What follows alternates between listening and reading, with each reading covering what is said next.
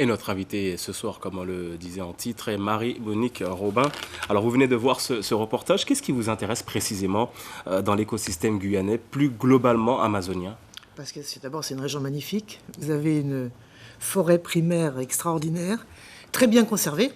Et donc, moi, ce qui m'intéressait, c'était de voir concrètement ce qu'a découvert Rodolphe Gozlan, qu'on voit dans votre reportage, et qui a mis au jour les mécanismes qui permettent à des virus qui sont cachés tranquillement dans votre belle forêt, qui ne sont pas dangereux parce qu'ils sont là, ils opèrent à bas bruit quand il y a un équilibre, vous voyez, et qui à un moment peuvent émerger, comme on dit, et contaminer les hommes.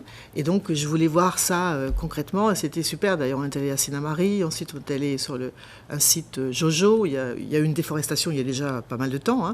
Et on s'est attaché surtout à une maladie qui est l'ulcère de Buruli, qui est provoquée par une petite mycobactérie qu'on trouve dans les eaux, voyez, et voir comment, quand on transforme la forêt, quand on abat des arbres, eh bien, on peut provoquer l'émergence de cette maladie. Alors c'est le cœur justement de votre ouvrage, La fabrique des pandémies. Pour vous, avec ces scientifiques que vous avez interrogés, il y a un lien entre l'écosystème et les risques de pandémie, parce que pour vous, il y en aura d'autres. Oui, alors pour moi, pour les scientifiques que j'ai interrogés. Pour les scientifiques également interrogés. Voilà, parce que moi, vous savez, je suis un peu je fais la passeuse, vous voyez. Exactement. 62 scientifiques, voilà, qui m'ont dit, en fait, on ne peut pas dissocier la santé des écosystèmes, cette belle forêt que vous avez, par exemple, en Guyane, la santé des animaux, domestiques ou sauvages, n'est-ce pas, et la santé des humains. D'ailleurs, ça porte un nom, ce concept, c'est One Health en anglais, ça veut dire une seule santé, c'est promu par les Nations Unies, vous voyez, y compris actuellement par le gouvernement français. C'est-à-dire, l'idée, c'est vraiment, il faut protéger la biodiversité, parce que quand on la détruit, c'est là qu'on entre en danger, vous voyez. Et donc, ça, c'est une bonne nouvelle, quelque part, parce que, en fait, on comprend que la pandémie qui nous frappe tous en ce moment, son origine, elle est écologique, ce sont des facteurs écologiques. Donc, si on peut identifier des facteurs, on peut agir et prendre des mesures pour faire en sorte qu'il n'y ait pas d'autres pandémies après la Covid-19. Alors justement, une étude avait un peu prédit cette fameuse pandémie. Parlez-nous-en. Oui, donc ce matin, j'ai filmé, comme vous avez vu, donc Rodolphe Gozlan et le professeur Naché qui ont fait une étude absolument incroyable, exceptionnelle. Ils ont répondu à un appel d'offres de l'Organisation mondiale de la santé qui a dit, voilà, il y a 5 grandes maladies qu'on a identifiées, infectieuses, nouvelles, Ebola par exemple en Afrique, qui est une maladie très dangereuse, n'est-ce pas? Aussi, à l'origine, il y a un virus, n'est-ce pas? Et donc, essayer de trouver quels sont les facteurs communs, qu'est-ce qui a fait que ces 5 maladies ont émergé, et puis travailler sur ce qu'ils ont appelé la maladie X, maladie inconnue, qui pourrait être aussi une pandémie. Et c'était en septembre 2019, donc ils ont publié cette étude, et ils ont constaté que voilà, à chaque fois, il y avait de la déforestation, par exemple. Il y avait un problème climatique aussi.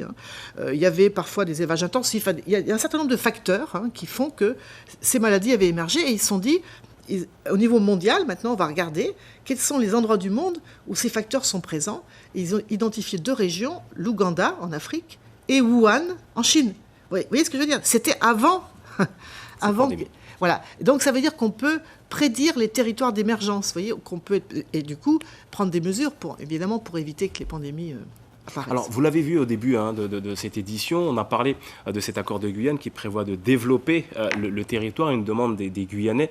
Est-ce que ça veut dire qu'aujourd'hui on ne peut pas développer, on ne pourra pas construire en faisant un peu de la déforestation pour construire, pour développer le territoire? Est-ce que c'est compatible selon vous? Parce que vous parlez de ne pas déforester. Oui, alors ce qui est sûr, c'est que ce que disent tous les scientifiques, c'est que, et c'est d'ailleurs en accord avec ce qu'on a appelé les objectifs d'Aichi, je ne rentre pas dans le détail, des Nations Unies, il faut arrêter de déforester, comme on le fait en ce moment, les forêts primaires.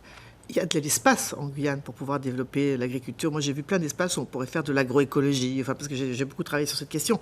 Donc, évidemment, il faut aussi résoudre la question du développement, mais il faut rentrer dans une vision globale, vous comprenez? On ne peut pas continuer à se dire, voilà, on abat les arbres n'importe comment, et après nous le déluge, si vous voulez. Il faut que tous ceux qui travaillent sur ces questions très importantes de comment développer la Guyane, par exemple, et donner accès aux Guyanais à un niveau de vie qui leur convient, vous voyez, mais ça ne peut pas se faire au détriment de l'environnement. Il faut qu'on pense ensemble le développement. Voyez, c'est possible donc. Dernière question, Marie-Monique Robin. Alors, on parle de confinement chronique. Vous parliez de confinement chronique, de vaccins chroniques. On ne va pas s'en sortir, c'est ce que vous êtes en train de dire. C'est un peu difficile à... Alors, il y a une bonne nouvelle pour moi, c'est que si il y a des causes, vous comprenez? ça, c'est une bonne nouvelle, parce qu'on est tous, vous savez, on vit tous avec un masque en ce moment, etc. Donc il y a des causes, on peut agir, première chose.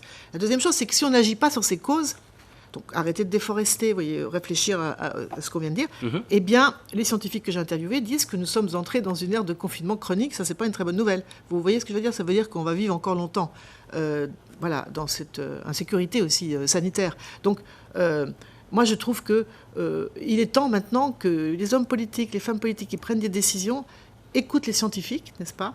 Les citoyens aussi, hein, et qu'on se dise qu'on ne peut pas continuer à détruire l'environnement. Voilà.